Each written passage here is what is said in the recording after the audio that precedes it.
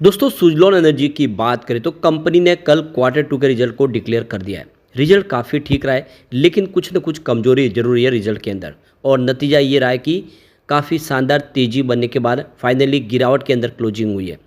तो इसके अंदर कहाँ पे कमी रह गई उसको समझने की कोशिश करेंगे। और क्या अब यहाँ पे इस लेवल पे गिरावट में मौका का फ़ायदा उठा के निवेश करना चाहिए। सीएफओ हिमांशु मोदी की तरफ से काफ़ी बड़ा बयान निकल कर आया इस रिजल्ट के बाद। क्या है उसके मायने उसको समझने की कोशिश करेंगे। और ब्रोकरेज हाउस क्या कह रहे हैं इस रिजल्ट के बाद।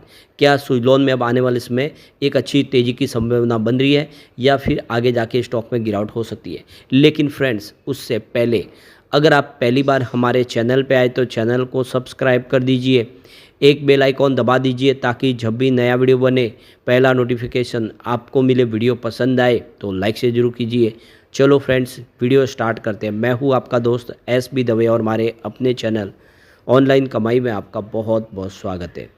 तो सबसे पहले सुजलॉन के कारोबार की बात करें तो स्टॉक की शुरुआत काफ़ी पॉजिटिव हुई 72.75 पर। अब कल की क्लोजिंग 70.84 के आसपास थे। निचले लेवल से स्टॉक काफ़ी ज़्यादा रिकवर हुआ है क्योंकि 66 तक चला गया था। अब आप देख सकते हो कि इंट्राडे में 73.50 का हाई भी बन गया।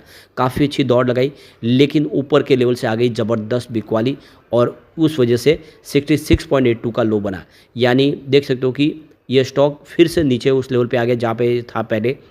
अंत में क्लोजिंग थोड़ी सी ऊपर रही है 68.90 के आसपास, जहाँ पे 2.74% की गिरावट देखने को मिली। कुछ बड़े फंड हाउस ने आज अपनी यहाँ पे प्रॉफिट बुकिंग किया जिसकी वजह से शेयर नीचे आया। वो रिजल्ट का ही इंतजार करते और रिजल्ट के बाद उन्होंने अपना निर्णय ले लिया। और ये वॉल्यूम में आपको समझ में आएगा कि आज बड़े फंड हाउस ने बिकवाली की है। तो देख सकते हो कि पिछले एक महीने पहले इसका 7 करोड़ का वॉल्यूम था, 3 करोड़ की डिलीवरी उठाई गई थी। 1 वीक पहले 6 करोड़ का वॉल्यूम हुआ था, 3 करोड़ की डिलीवरी उठाई गई थी। और कल भी 9 करोड़ का वॉल्यूम तो हुआ, लेकिन सामने डिलीवरी बेस काम 3 करोड़ का ही था। यानी डिलीवरी बेस काम एक जैसा ही हो रहा था। आज वॉल्यूम ज़बरदस्त बढ़ा, सीधा 15 करोड़ तक पहुंच गया। यानी जो रोज़ वॉल्यूम होता है उसके मुकाबले डबल वॉल्यूम हुआ है। तो इसके पीछे वजह यह है कि जैसे स्टॉक की प्राइस ऊपर की तरफ बढ़ी, कुछ बड़े फंड हाउस ने यहाँ पे बिकवाली कर दी और जिसकी वजह से शेयर की प्राइस नीचे आई है।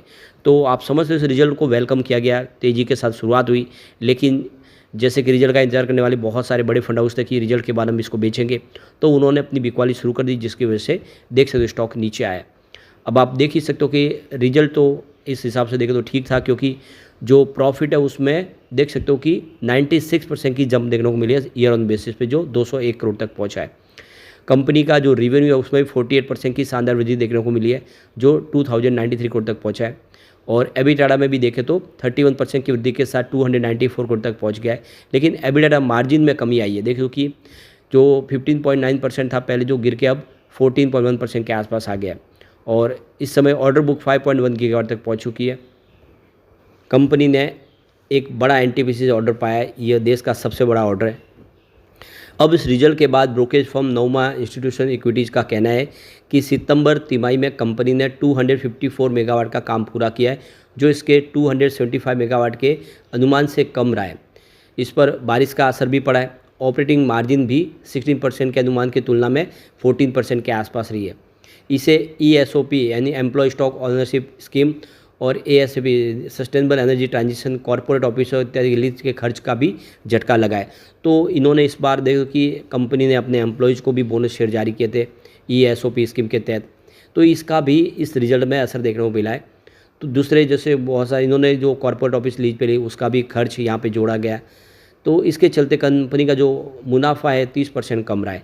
तो ये सबसे बड़ी बात है कि बिजनेस में कमी नहीं आई है, बल्कि इस बार खर्च कुछ बढ़ गए। इन खर्च की वजह से ये आप देखें तो रिजल्ट है जो आपको कुछ कमज़ोर होता हुआ दिखाई देगा कि कंपनी ने अपने एम्प्लॉयज़ को भी इस बार बोनस शेयर जारी किए। हालांकि सबसे बड़ी बात है कि 1.66 गीगावाट की ऑर्डर बुक कंपनी को मिली है, जिसके बाद इसकी जो ऑर्डर बुक है वो 5.1 गीगावाट के ऑल टाइम हाई रिकॉर्ड पे पहुंच चुकी है, और जिससे रेवेन्यू का रास्ता क्लियर दिख रहा है। नोमा का मानना है कि कमर्शियल और इंडस्ट्रियल में यह अहम प्लेयर बनी रहेगी। इसके ऑर्डर बुक का करीब 2/3 हिस्सा इंडस्ट्रीज से आता है। ब्रोकरेज फर्म का मानना है कि इसकी 30% की हिस्सेदारी आगे भी बनी रहने वाली है। ऐसे में नोमा ने इसकी होल्ड की रेटिंग बरकरार रखी है, लेकिन जो टारगेट है वो 67 के आसपास दिया है। तो उनके हिसाब से जो करंट लेवल से स्टॉक नीचे आ सकता है, लेकिन नोमा बहुत ज़्यादा बुलिश है इस रिजल्ट के बाद और उनके हिसाब से कंपनी ने बेहतर प्रदर्शन किया है। अब देख दो कि इसको हम क्वार्टर ऑन क्वार्टर बेसिस पे देखते कि कहाँ पे कमजोरी रह गई है। तो सितंबर 2023 में अगर रिवेन्यू देखें तो 1429 करोड़ के आसपास था और मार्च में ये बढ़ के 2207 करोड़ तक पहुंच गया। उसके बाद जून में फिर से गिर के 2044 करोड़ के आसपास आया। इस बार सितंबर बढ़ के 2121 करोड़ तक पहुंच गया। तो ईयर ऑन बेसिस पे तो आप देख सकते हो कि रिवेन्यू काफ़ी अच्छा बढ़ा है, लेकिन मार्च के मुकाबले रिवेन्यू इस बार कम है। बात करें प्रॉफिट की तो सितंबर 2023 में 102 करोड़ का प्रॉफिट था। दिसंबर में ये बढ़ के 203 करोड़ तक पहुंच गया और मार्च तक बढ़ते हुए 254 करोड़ तक पहुंच गया और जून में ये सीधा 302 करोड़ तक पहुंच गया। यानी पिछले 4 क्वार्टर से लगातार तेज़ी से प्रॉफिट बढ़ रहा था, उसमें एक झटका लगा और प्रॉफिट इस बार नीचे आ गया। इस बार 201 करोड़ का प्रॉफिट है और ये पिछले 3 क्वार्टर के मुकाबले कम है। भले ही सितंबर के मुकाबले प्रॉफिट डबल हुआ हो, लेकिन दिसंबर, मार्च और जून के मुकाबले प्रॉफिट कम है और इसी ने लोगों को थोड़ा निराश किया है। इसके पीछे की वजह को हमने डिस्कस किया कि कंपनी का खर्च कहाँ पे इस बार हुआ है।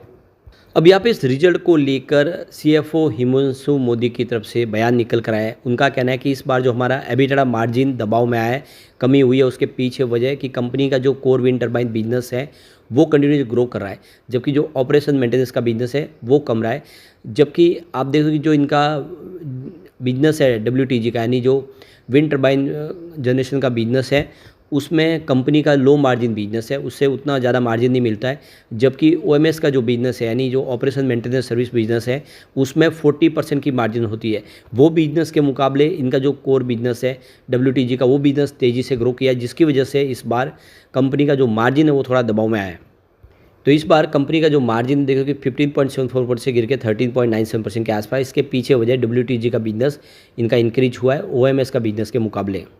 कंपनी का जो डिलीवरी बेस काम है वो भी इस बार कम हुआ है, 256 मेगावाट के आसपास है, जबकि पिछले क्वार्टर में 274 मेगावाट के आसपास था।